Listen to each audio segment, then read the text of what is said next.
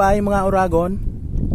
Welcome to my channel, Bicol Express the Oragon.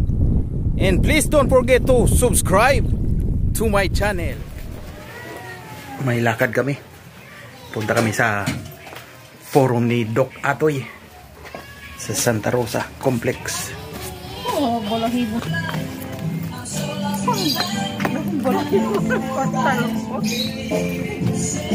Oh. Ay.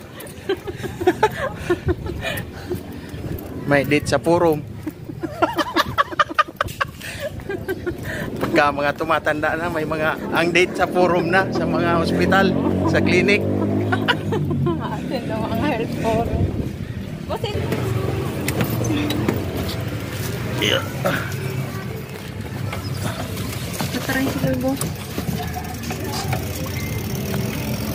Sakay e-bike pajak. E-bike na ngayon ah. Wala nang pajak-pajak. Parang wala na yata. Dati yung sinatakay.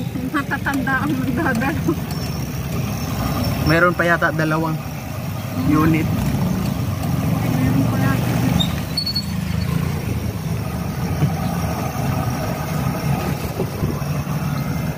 E-bike. Pamasada dito sa loob ng village. Yan.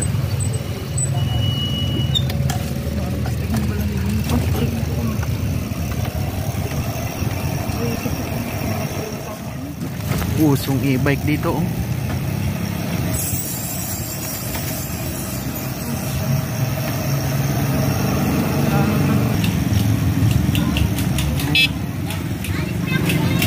Tali pa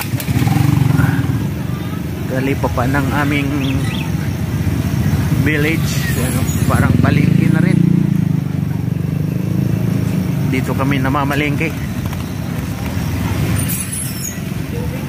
Ayan, dugi.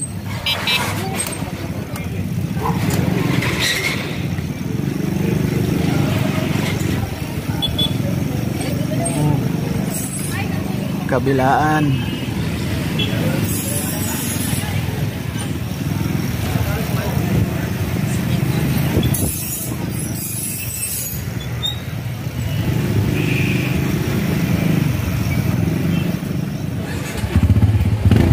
Tricycle naman, pag galing sa e-bike, tricycle. Yan.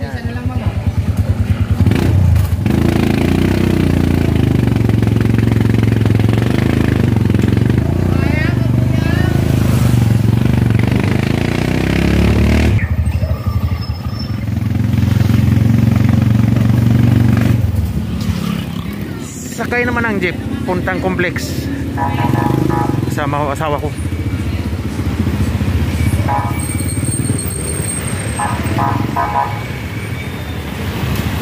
Sakay tayong complex.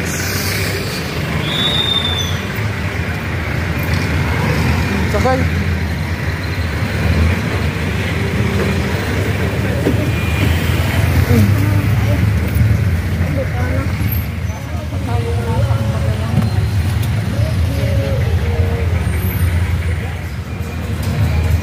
Fortune King.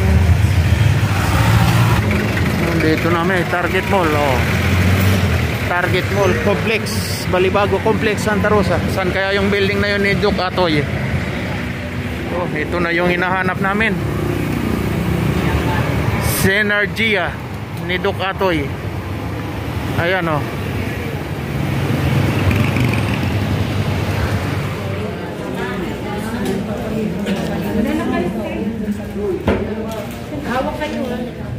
Dito na kami sa forum, attend, hintay na lang oras.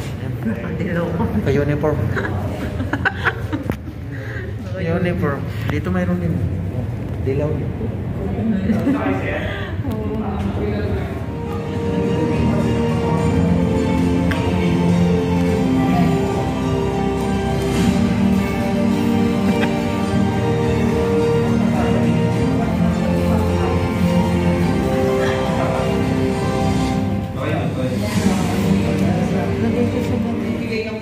Guidelines. Kaya po ako ngayon lang nagpunta sa harapan nyo. Ang daming follow-up kanina. Ibig sabihin ng follow-up, those patients na katulad ninyo, nag-umpisang manood lang, Meron akong dalawa na makaka-inspire sa inyo. Gusto nyo? Yes. Okay, tawagin natin unang-una, siyempre, si Alberta. Ito pangalan pa lang, parang Canada. Ito po yung dalawang pasyente. Ay, hindi pala. Si Tita. Hindi nakakaiyak. Gagamitin ka ni Lord na inspirasyon eh. Ito yung hindi ko sa mga pasyente ko. Bakit? Wala akong bayad eh. At dahil wala akong bayad, pag ikaw gumaling na, sabi ko, gusto ko, ikaw yung maging instrumento ni Lord para maka-inspire ng iyong yung sakit. Tama ba? Mabigyan ng pag-asa. Okay, ma'am, pangalan po? Alberta Manalo po. Alberta Manalo. Ayan. At ilang taon na kayo, ma'am? 63 po. Anong sakit mo? Breast cancer. Stage? Stage 3. Stage 3. Okay, though, nakapunta ho siya sa akin, na-operahan na siya, pero hindi ko po siya pinakimo, hindi ko pinaradiation. Okay? At ngayon, lumabas po yung result. Ano result, tita? Negative. Negative na po siya. After 7, walang imposibleng sakit kay Lord.